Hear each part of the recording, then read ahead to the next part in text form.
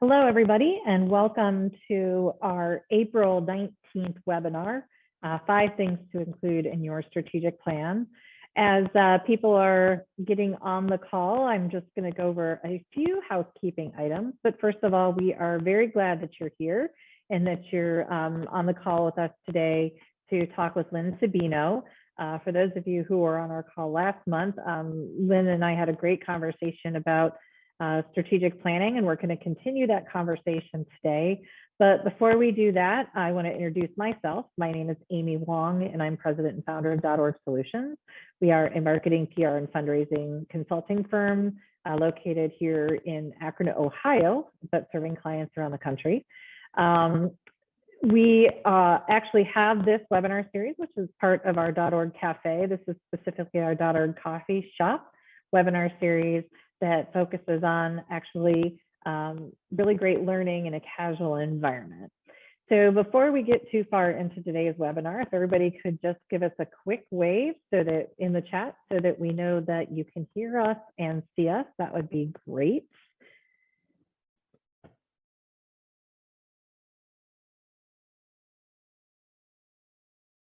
Okay, we got one. Awesome. Great.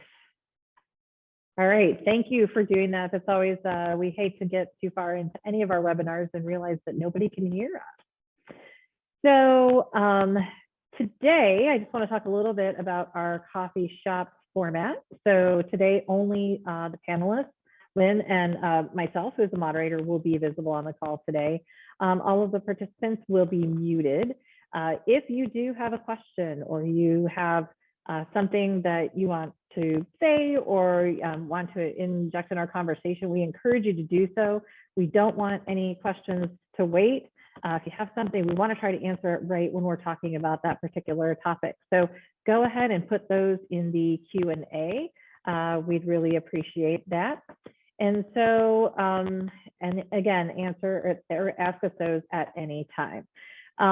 Also, we are going to leave about 5 to 10 minutes at the end for questions. So if you do have something that you don't think fits at a particular time, go ahead and save it. We will take time to answer those questions at the end. So a couple other things. We didn't get a whole lot of questions submitted ahead of time, but for those that we did, we'll do our best to address those during this session. And as I mentioned, both Q&A and chat box will be enabled to make sure that you can interact with us. So we're going to go ahead and get started. So as I mentioned at the top of the hour, on this really cold, snowy day, which I really am looking forward to this weekend. It's supposed to be warm here this weekend. But today we're going to talk about 5 things to include in your strategic plan. So for those of you who have been on the last 2 sessions with us, we're kind of been building upon strategic planning and actually trying to help those of you who maybe are looking to do a strategic plan or in the midst of the strategic planning process, get a really clear understanding of what it is that is involved in strategic planning. A lot of organizations may have waited to do some strategic planning because of the pandemic. They're now really thinking, wow, we have a lot of things that we need to change. So today we want to make sure that we're going to cover some stuff about what to include in 5 important things. But before we talk about that, I want to introduce our speaker. Lyn Sabino is an HR leadership development, strategic planning and HR consultant and executive coach, and has more than 25 years of experience in senior leadership, HR, education, and nonprofits. I've had the pleasure of working with Lyn actually on some projects over the years, and she's just a really great resource and very knowledgeable about these topics. She's also a board certified executive coach, specializes in team and individual performance enhancement through intentional development principles. She does all sorts of cool stuff in terms of like, working profiles, learning assessments, all those kind of things. And I really love that kind of stuff. So she and I have great conversations when we talk about all the things that we talk about. She has a Master's of Arts from Youngstown State. She has her executive coaching certificate from the Weatherhead School at Case Western Reserve University. She is a senior professional in human resources. And I love these last two. She's a licensed massotherapist and a certified yoga instructor. So if you're really stressed out about strategic planning, you can also go to Lyn for a little zen and a little relaxation. So Lyn, it's great to have you back with us for our second session here about strategic planning. Thank you. You're right. It is fun. All of it's fun. And this is fun too. So I'm really glad. And I've seen a couple names I recognize in the chat. So welcome to all my friends as well as your friends. Glad to be here. Definitely.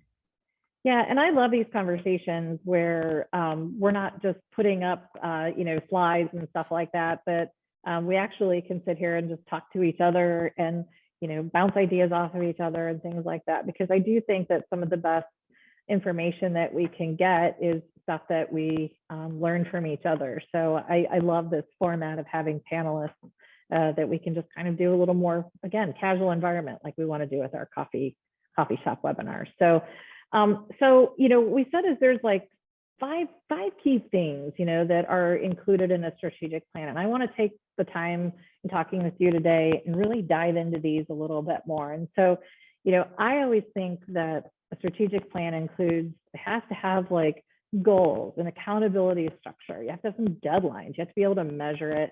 You have to be able to cover all the areas of your organization as well, just because there's so many things that your strategic plan can impact your organization. So specifically, I want to start to talk about really goals. And I think many of us have heard the term SMART goals. So we often think of those SMART goals when we are thinking about marketing. I guess maybe I think that way because I do a lot of marketing, but aren't specific, measurable, attainable, relevant, and timely goals even actually kind of more important with strategic planning?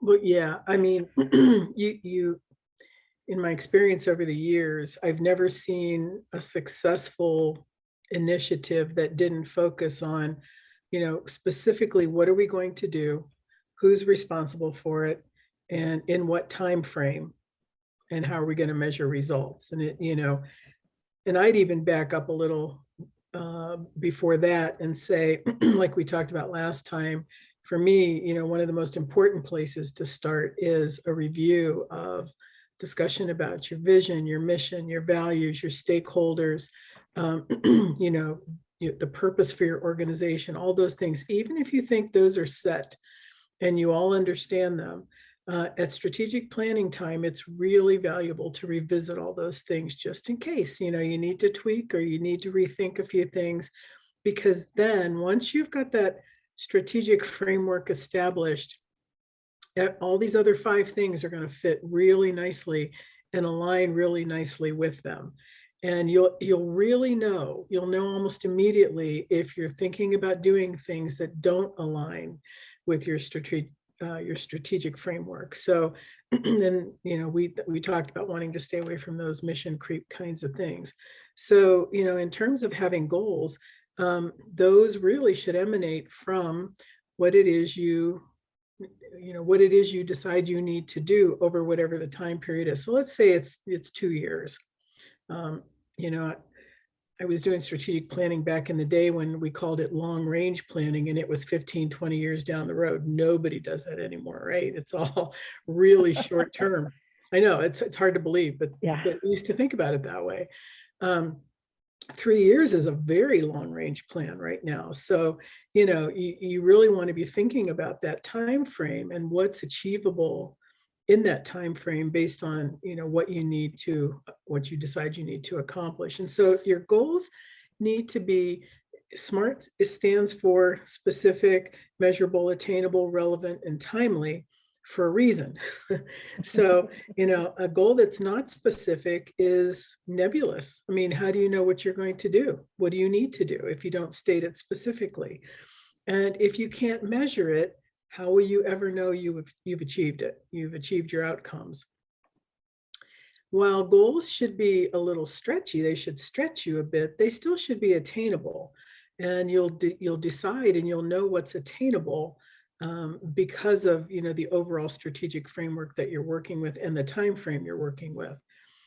Relevance to me means that they will align and without question to your vision, your mission, your values, your strategic framework, that everything you do in those goals will accomplish that mission and get you, forward on your path.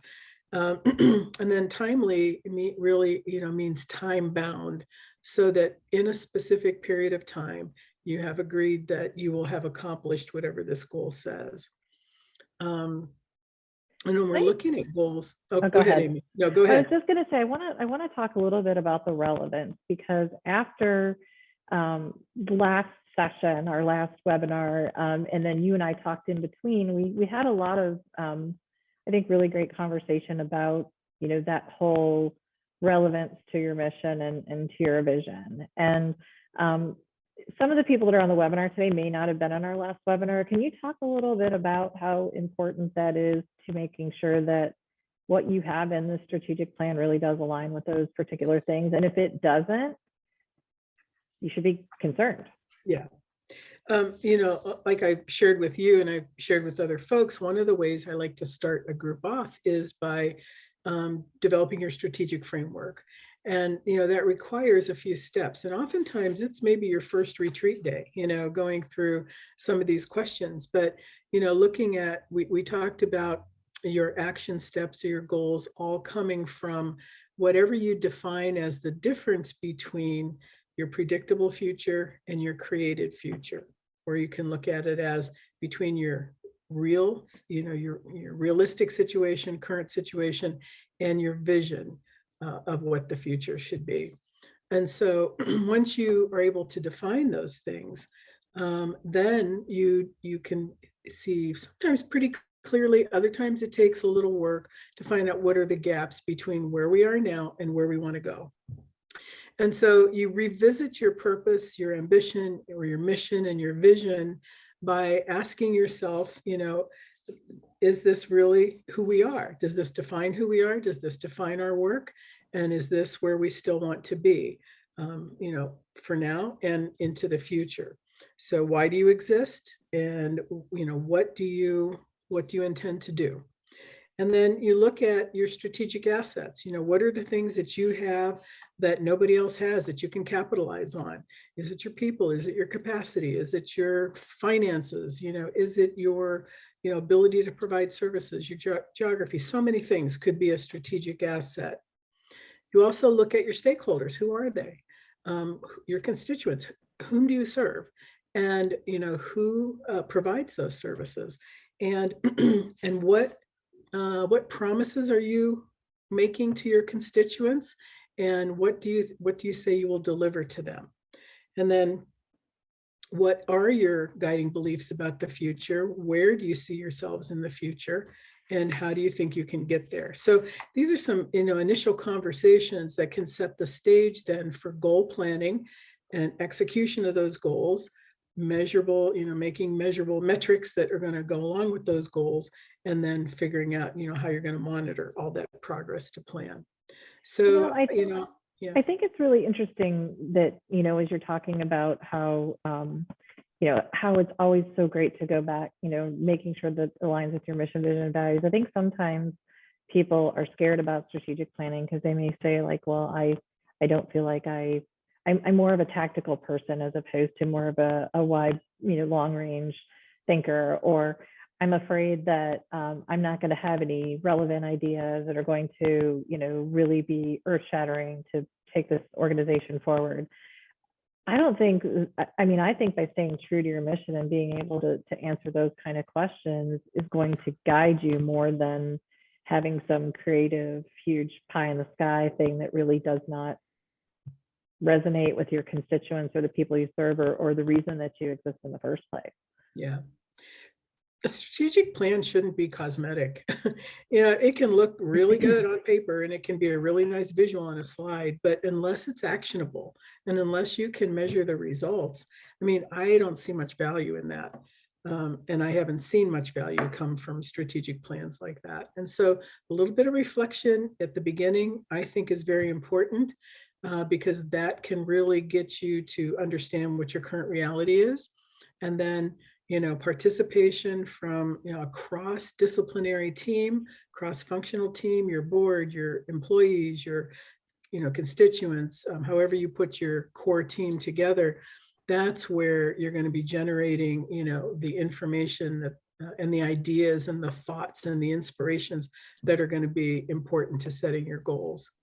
It also helps you from chasing the shiny object, right? Yep, I mean, I absolutely. think that, everybody, because the world is changing so fast and there's always so many new things that are out there, it's easy to chase that shiny object. We should be, or why aren't we, or there's this need for, and we should, that may really not be part of your core purpose. So I think, making sure you stick with that relevance is critical to, whatever you may call it, squirrel or shiny object or whatever you like to call it. But you see that a lot, actually, especially when you have boards that may only kind of be there, a couple times a year, and not to bash on board members, but as a board member myself, it's like you're not in the day-to-day. And sometimes you do see things that may seem like a great idea, but could totally disrupt what the organization's doing too. Yeah, the board issue is very real. Some boards are very committed. That doesn't mean they're in the weeds every day in the operations, but they're really committed to making sure that the organization stays on strategic track. Other board members are, may not have that much invested in the work, and so you have to be really, aware of, your board, how they participate, and where they are. But I think if everybody has clarity about what is your mission, what's your purpose, why do you exist, and if everybody agrees that we are going to, this serves us, this serves our constituents, we're going to stay here, with our mission, then you have that foundation. And that's what, when you're planning your goals, you're planning your actions, you're planning your capacity and your budget, you always go back to, does it align with our mission? And if it does, go for it. If it doesn't, you got to set it aside in that little parking lot on your whiteboard and think about it later, because anything that's not in alignment is going to push your budget, it's going to push your people, it's going to push your constituents, and it'll catch up with you eventually. So okay, so we're relevant. We've stayed within our mission. We have these SMART goals. But we have, goals are great. Like you said, strategic plans can be great. They can be cosmetic. They can look lovely on a slide. But if there's no accountability tied to it, it's really difficult to meet those kind of goals. So how do we put clear accountability structure into a plan? And why is that one of the most important parts of the plan? Well, if you don't know who's responsible to get anything done, nobody will get anything done, right? So it's like, you leave the dishes in the sink and you expect somebody else is going to do the dishes for you, right? But if you haven't named the person, actually, he does. The dishes never get done, and next morning everybody's mad because there's dirty dishes in the sink and nobody did them, right? So, I mean, the same thing is true with, once you establish your goals, you really need to establish accountability structure, whatever it is.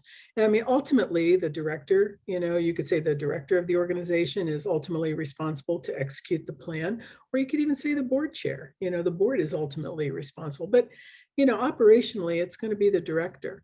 And so, and then whoever are your team leaders, your leadership team, there's responsibility there.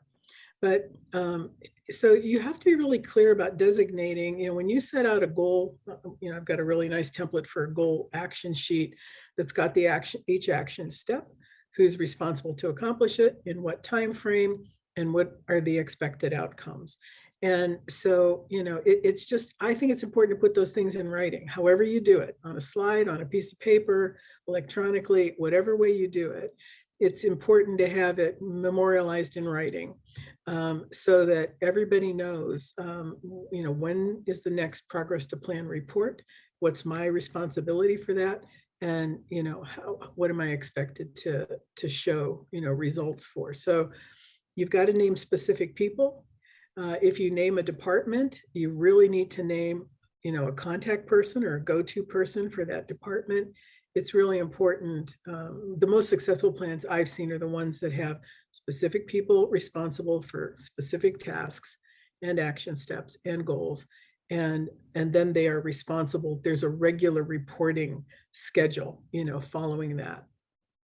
You and I talked about this too, and I think we were both in agreement on this, is if you assign more than one person to lead a task, no one will be leading the task. And that's because it's too hard for one person to decide. You might have somebody who's like, well, I don't know, are they going to do it? I don't know, are they going to do it? And so nobody actually takes the initiative. But that doesn't mean that, teams can't be built under that one particular person. And I think that's Right. where, you talked about how the director or the board chair, whoever the designee is responsible for the ultimate strategic plan being completed. But there are people underneath that have specific things that they need to be responsible for. But you can't have more than two people lead a team. I don't think I think it's too murky. You could if you want, but I agree. I mean, like, unless there's very clear division of responsibilities and assignment of responsibilities, I think you create more problems like that than you do without. Mm-hmm.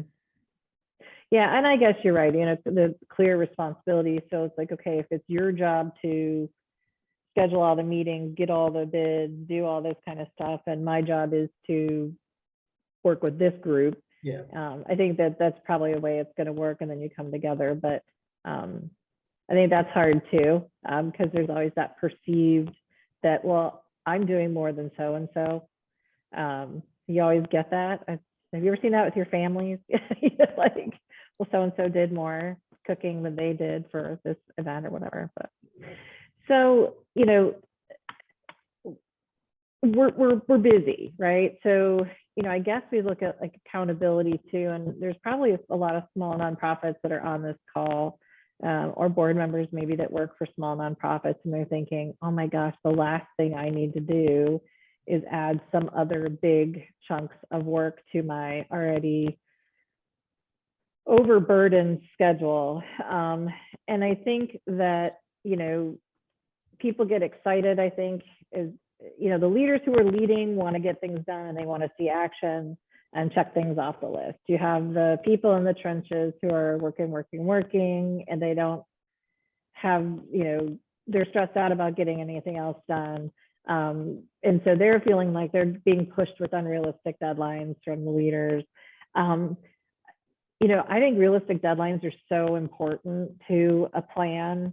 Talk a little bit about the importance of realistic deadlines, and then I would say also maybe even add in how to kind of pace a plan. I mean, because I think you need to have that pacing built into a plan, or you're going to get a lot done in the first maybe 3 months, and then everything is going to linger.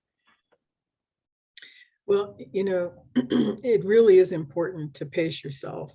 And for me, one of the best indicators of how you should pace yourself is your budget.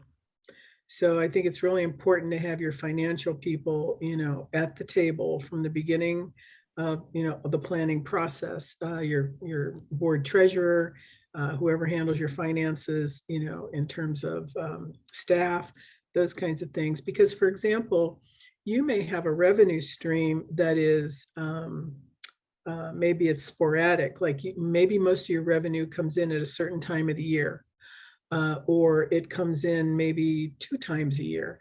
And you're really dependent on that revenue to make things happen.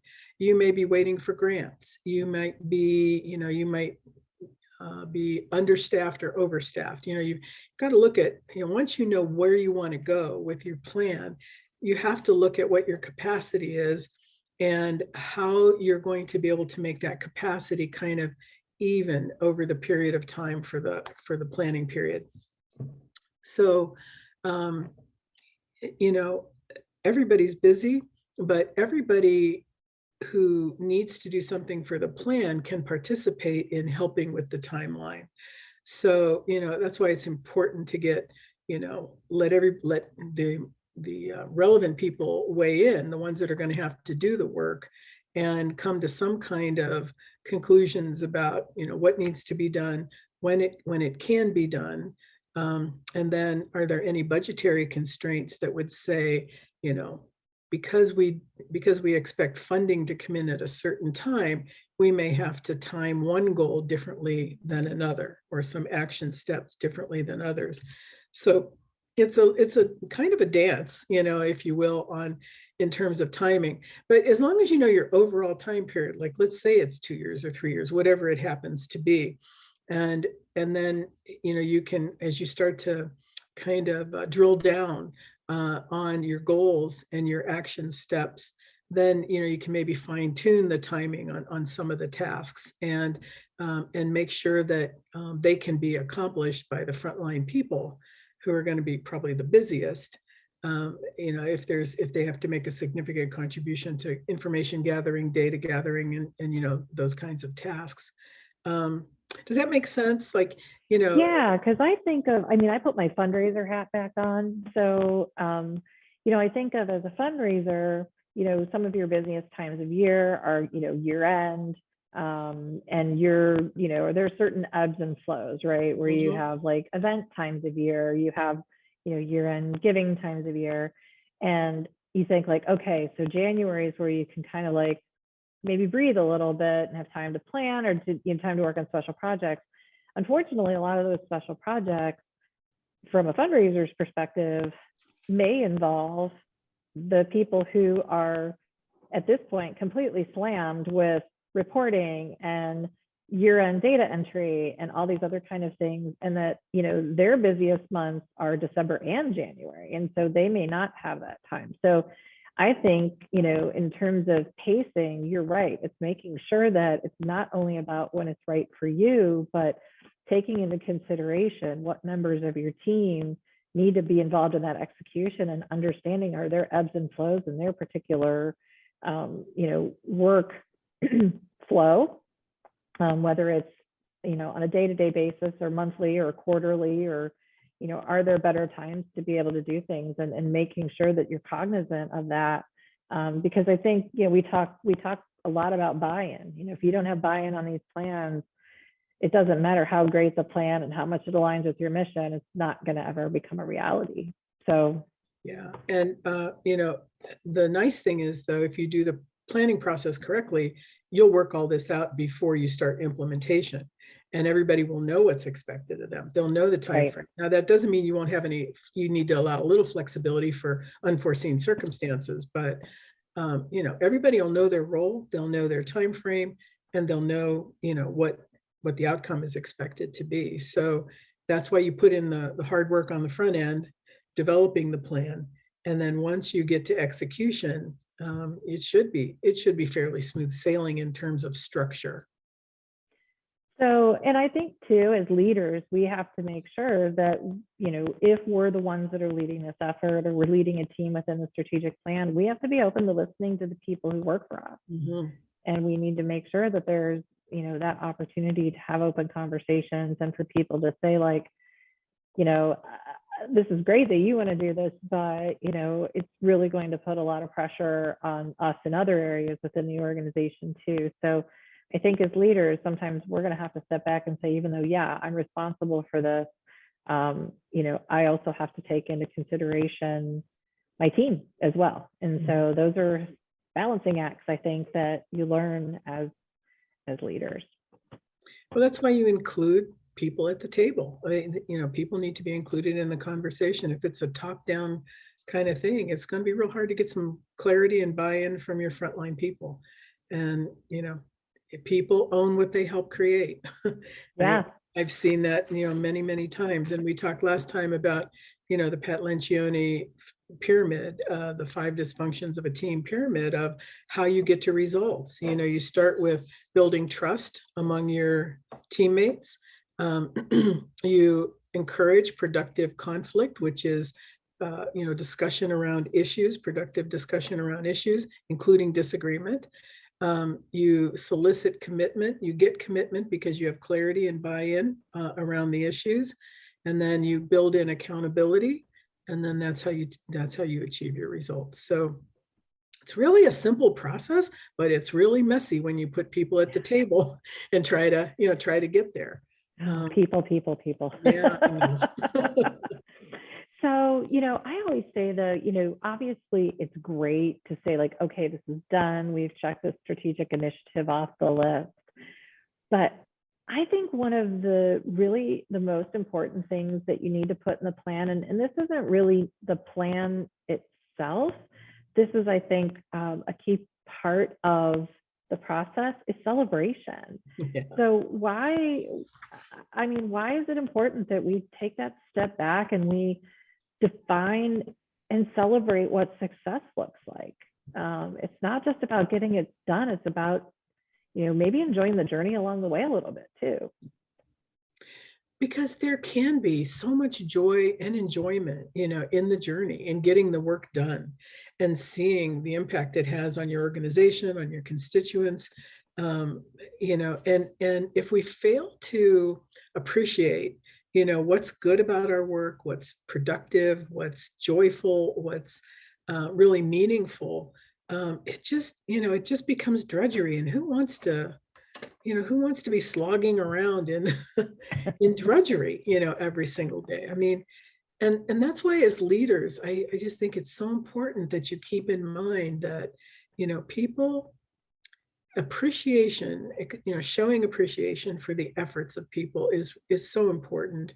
A lot of times it's hard for people to take a compliment and to know that they're appreciated, but delivering an appreciative kind of a statement or comment to somebody is really one of the best things you can do. Because, and if you can start to show progress to plan, that's when people start to get excited. Oh man, my efforts, I'm making a difference.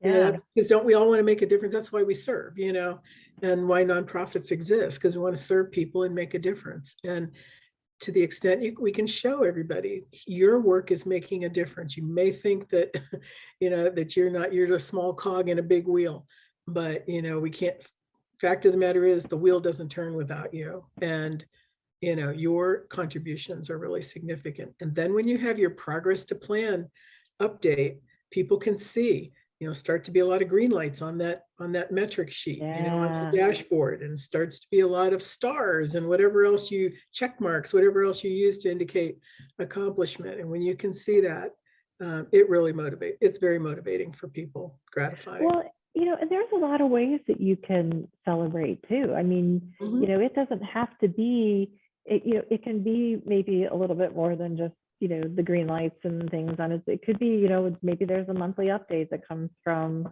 a special recognition to people who maybe have completed things over that particular time, or, maybe you get together twice a year as a team for a strategic plan review and you bring in some pizza and salad or, something that doesn't cost a whole lot of money, and, just try to celebrate as a group, or, have some just opportunities to recognize people and acknowledge those milestones. That I think that, and I think too, that's beyond sometimes just the strategic plan. I think nonprofits in general, because so many people are wearing so many hats, you sometimes feel isolated a little bit, maybe in your role, or, just your particular department. You don't get to interact with people. It's a great opportunity to get to know your coworkers a little bit better too sometimes. And hopefully we'll be able to do more of that. Let people tell their stories. They really, when they can tell their story about what they've accomplished or what they've done, or, how they're working out a particular problem, it's not only good for them, but it's good for everybody else to hear, because then you start to realize we are all in this together. And if I knew you were having difficulty with this, I could have helped you with that. So let people talk to each other, let them tell their stories, let them be a little vulnerable and say, hey, I need some help here. I am almost there, but there's one piece that I'm having difficulty with. Does anybody have information that'll help me? Those kinds of things. That helps to build trust. It helps to build camaraderie, and you get things done much more efficiently. That's actually a really awesome idea, because, maybe you could even almost have it structured in a way where it's like an informal, yet there's a little formality to it. It's like, hey, tell us a little bit about how you got your goal. Maybe what are some bumps in the road that you came across, and maybe how can we learn from each other as part of this would be kind of a cool way to go about it. Because I think too, depending on the department you're in, a lot of times, like, even teams that work closely together really don't have a full understanding about maybe what really happens in somebody else's department. Sure. I had those conversations a lot when I was a fundraiser. It was like, how do you get the business office and the development office working together? And it always seems to be like there's like a little bit of this, but those two departments should be like, they should be like this, they should be working very closely together. So I think that's a really great idea.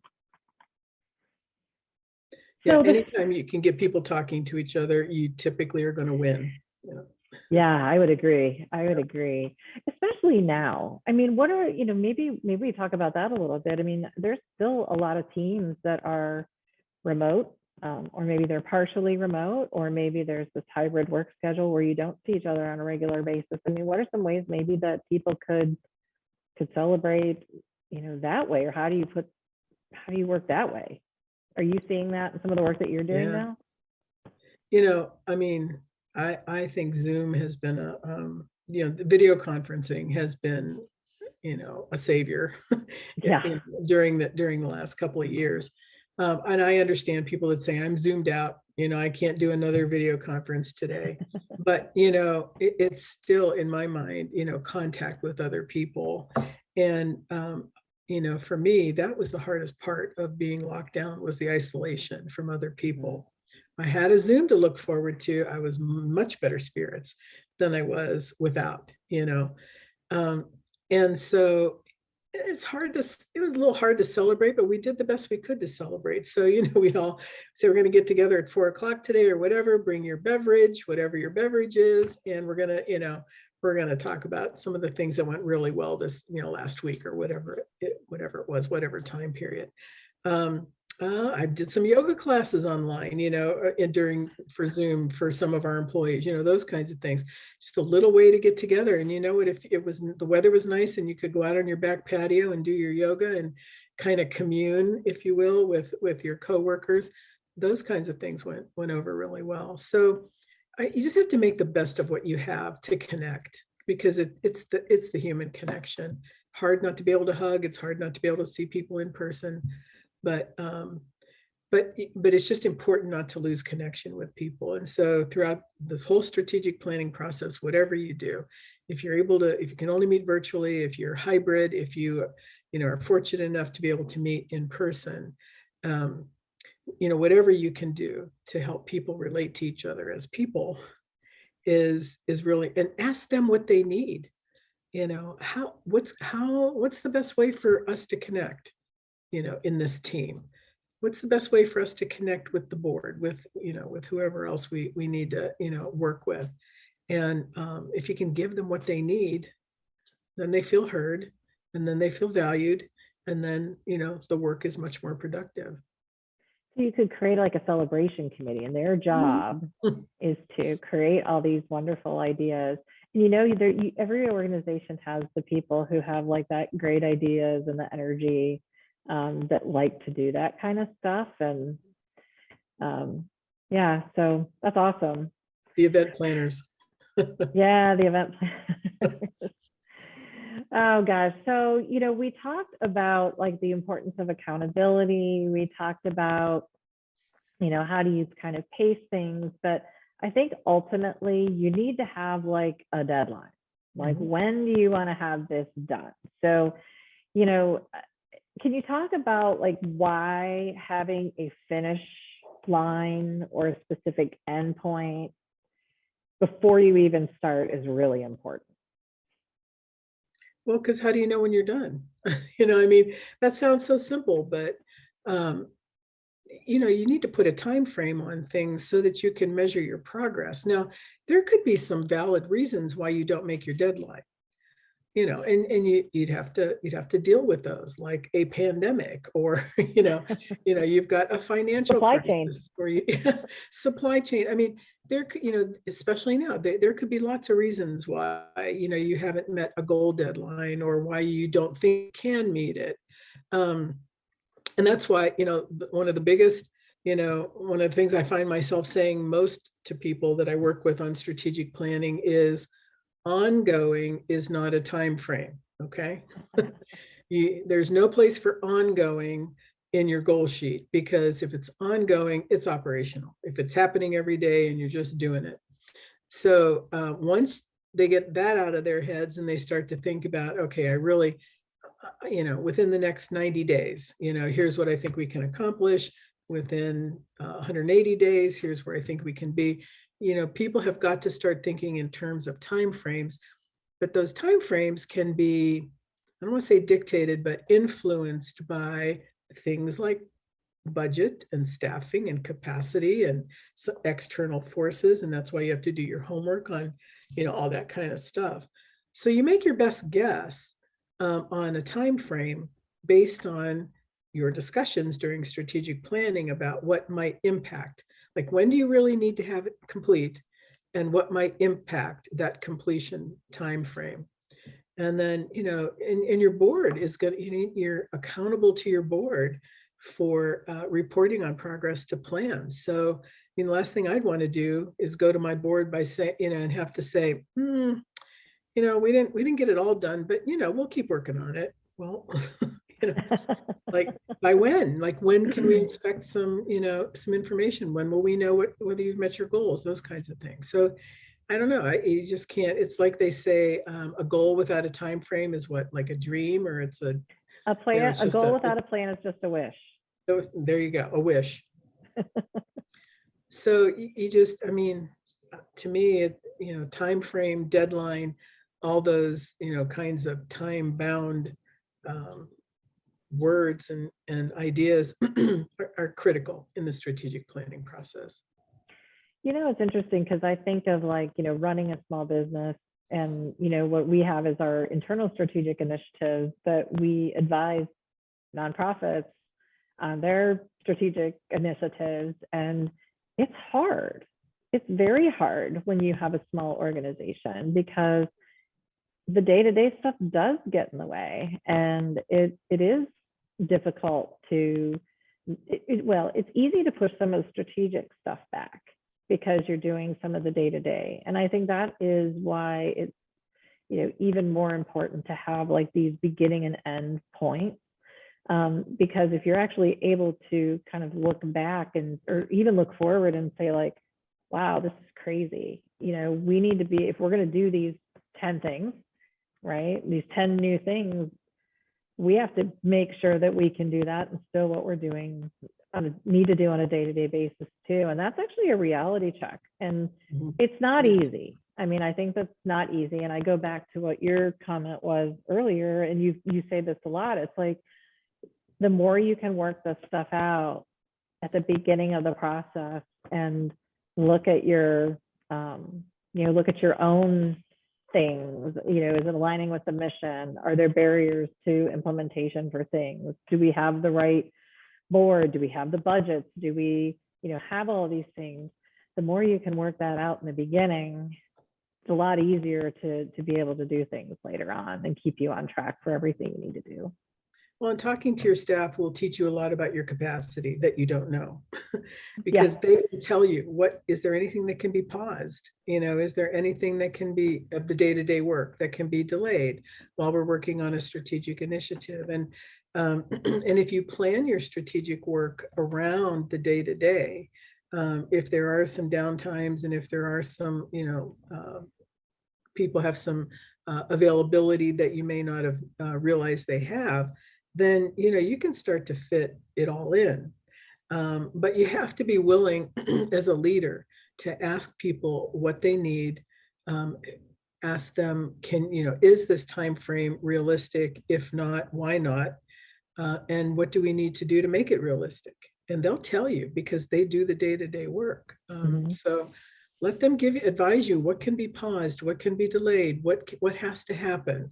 I can get this done in this time frame if I can have X, Y, Z, happening in my work. You have to, as a leader, you have to understand your capacity. And unless you talk to people who are on the front lines, And unless you know what their constraints are, you're not going to have a good feel for your capacity. I think also too is paying attention to, body language. I think it's paying attention to a lot of other things too. I think if you're small, it's probably a little more difficult. If you're larger, unless you have a lot of good team leaders internally, is you have to pay attention to those kind of things too, because some people will just continue to just work and work and work, and then they leave, and that's actually, I think, even worse. During a strategic plan is you want to make sure that what the expectations are, so that everybody is really on board, and you're retaining people too, because that's a tough one, especially in today's job market, which is another challenge that a lot of organizations are having is hiring. Yeah. So please, if anybody has any questions, we are happy to answer them. So go ahead and put those both in the Q&A and chat. I see the two participants. Oh, never mind. That was on something else. But we'll go ahead and continue on. So I did want to give some examples today, and also, Lyn, would love to have any input you have on other things that you think need to be included in the plan as well. But I think it's important, like looking at examples of what are some measurable goals that are maybe strategic goals versus operational goals, right? So it could be some things like you want to renovate a clinical space or some kind of space by X particular date. That could be a strategic initiative, because you're not renovating a space every year, every 2 years. Or maybe you're looking at fundraising growth, and you want to make sure that that in the next 3 years, in order to meet demand for additional services that are coming online, fundraising needs to increase by 10% each year over the next 3 years in order to get you to that baseline number. That's not something that you're probably going to have as a sustainable kind of thing, that you're going to continue to increase 10% each year over the next 3 years. Maybe it's some program initiatives. So maybe it's adding advanced versions of a beginner program that you have, or creating a complete online series of some sort of program that you have. Maybe you have capacity issues. Maybe you have way more capacity than you have staff to accommodate. Maybe you need to plan for staffing increases. Maybe you're at a point where your organization isn't quite meeting, the needs that it was able to do before for a variety of reasons. And maybe it's time to merge, or maybe it's time to acquire, other organizations that you want to have have that happen by a certain date. Or maybe it's just scale or reduction. I mean, in some cases that may be the case too, but I think, thinking about, when you're thinking about those goals and strategic planning, these are things that are more, again, time bound, right? And those kind of things. So anything that you've seen, or some like really great goals that you'd like to share? Yeah, especially starting new programs and expanding programs. And, people think it's really just easy to expand a program, or it's easy to start a new program because you have staff and you have everything going on. But, it really behooves you to take a look at what that would mean to the organization. And there's a whole slew of things, not the least of which is your accreditations. So for example, if you are CARF accredited, or, you've got another regulating body that you report to, it's really important to talk about those things ahead of time, rather than say, we're going to start X program, and then find out when you start to execute that, you didn't think about 3 or 4 or 5, issues that could arise that are going to, waylay your plan. So all of those things you mentioned are really important. And again, you must have your finance people involved. One organization I worked with, it was a beautiful thing. We just realized at one point that we needed a capital budget and a strategic budget. And that's how we could execute our strategic plan. And so the budgetary considerations and the revenue streams and grants and so on were really those were the guiding stars as to how we could, make our strategic plan work and maintain operations at the same time. All right, we have a couple of questions coming in, so these are some good ones. So can you speak to when you have team members who just simply aren't going to come along? And especially when you've given them the opportunity to participate and the person will just not buy in and indeed is poisoning the process. Well, that's a hard one. But, my mantra is always, to the extent that you involve people from the beginning in the process, you have the opportunity to ferret out, those folks that are not buying in for whatever reason, do not seem to be committed for whatever reason, and then, will not be accountable for whatever reason. And those are the things you need to try to figure out.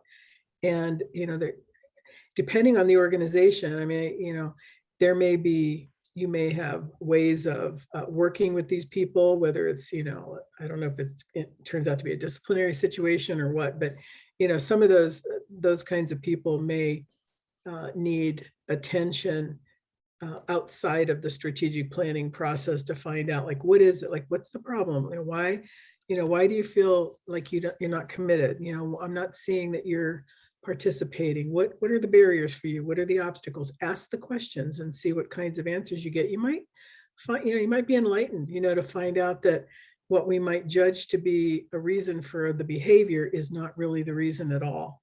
And if we could figure out why people aren't engaged or why they might be trying, it might appear they're sabotaging the process, could be something that's, you could rectify. All right, so we have another great question. Understanding the importance of accountability and making things time bound, how do you still foster creativity through the strategic planning process?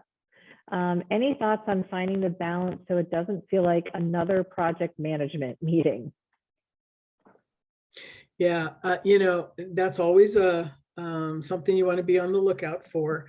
But in my experience, I have found that, again, let people tell their stories, ask people for input, give them an opportunity to weigh in on how they think something can be accomplished. It's that whole productive conflict layer of the Lencioni pyramid, where people have a chance to be heard, where they get to weigh in. It doesn't mean everybody's idea is going to be accepted or used or acted upon, but it gives them an opportunity to feel invested in the process and excited about what the opportunities and the possibilities might be. And I think, as long as the leader remains open to possibilities and opportunities and creative ideas, a lot of times we shut down the creative ideas because they could be scary, or they could be, they could just feel like they're way out there, and we don't give people a chance to explain what they mean. Like, well, so you have a creative idea. What's your vision for it? What would it look like, if it were done, if we finished it, if we did it?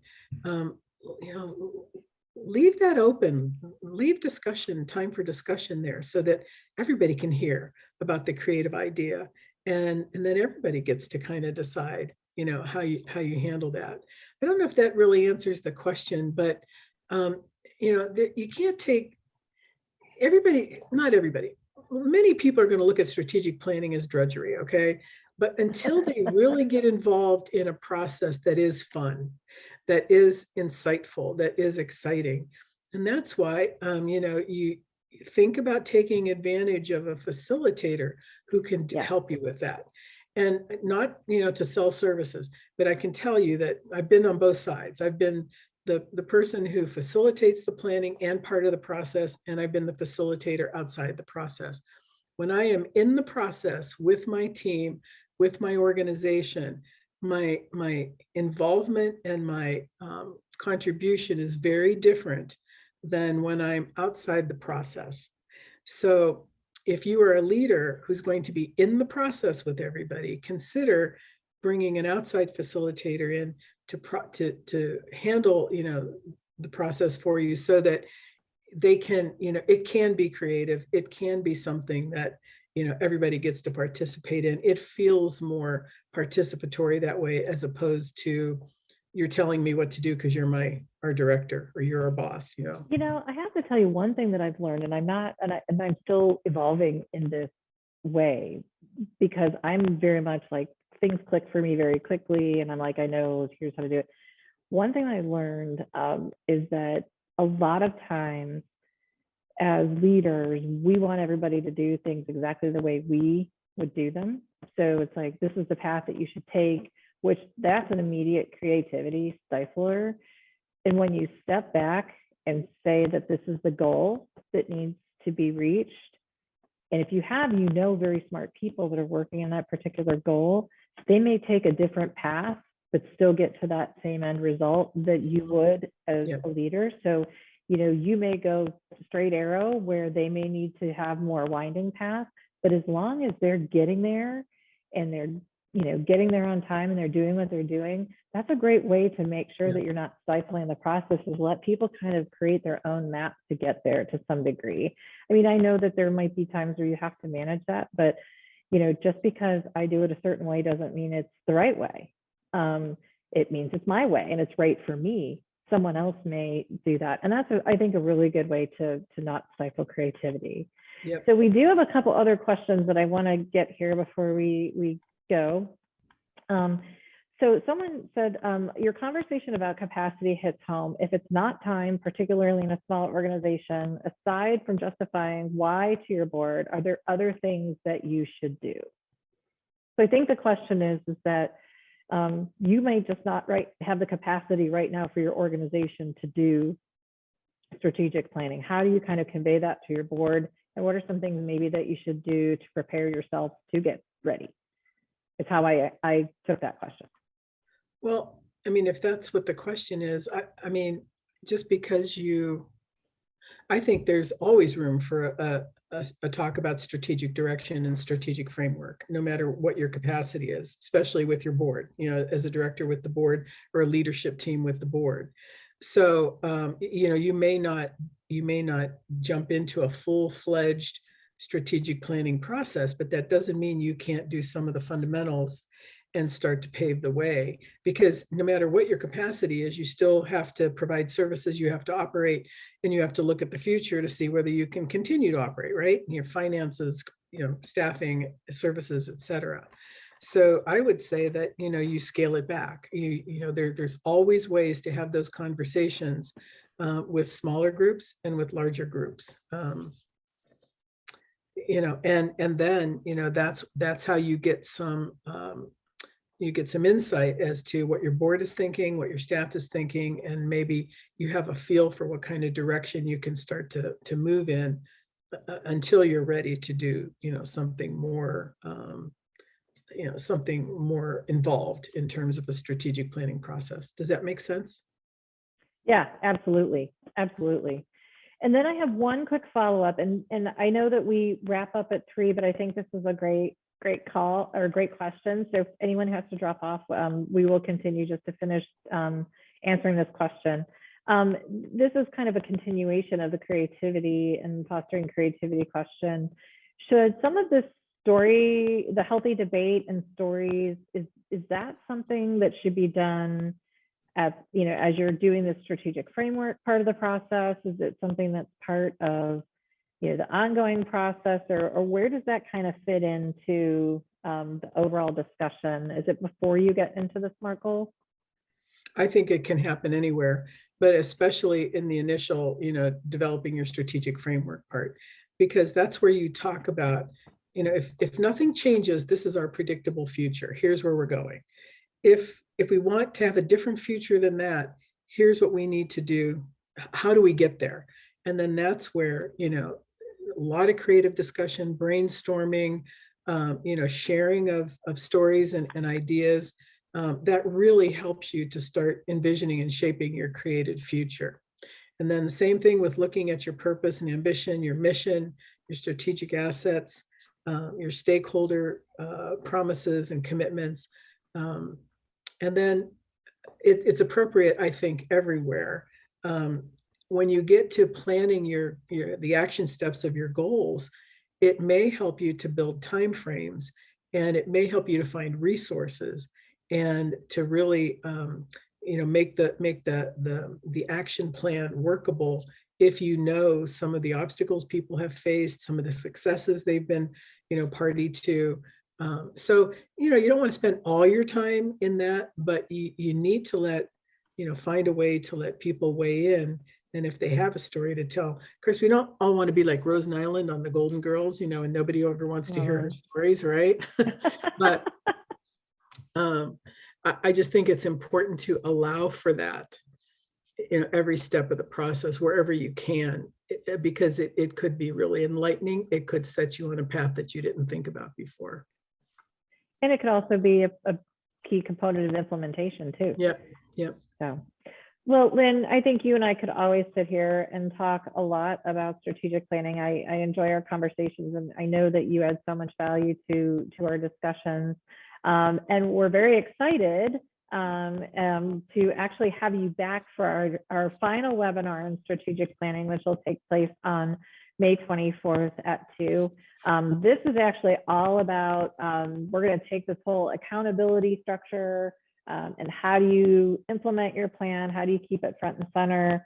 Maybe talk a little bit more about those celebration kind of things. You can go ahead and register for that right on our website at .orgsolutions.com/learning. And again, that'll be May 24th at 2. Even if you do register for the webinar, you can't maybe attend that day, all of our webinars are recorded and are accessible on our YouTube channel. So we certainly encourage you to go back and look at these. We'll be sending this recording out to everyone who registered for the webinar. So if there's key things that you're interested in, we would love for you to be able to go ahead and be able to see this again. So if you want to contact either Lyn or myself, please feel free to do so. Our lovely pictures and our contact information is here. But as always, thanks for attending today's webinar. Lyn, again, thank you. Again, it's such a pleasure to talk with you, and I could talk about this stuff all day. So have a great day, everybody, and we hope to see you next time.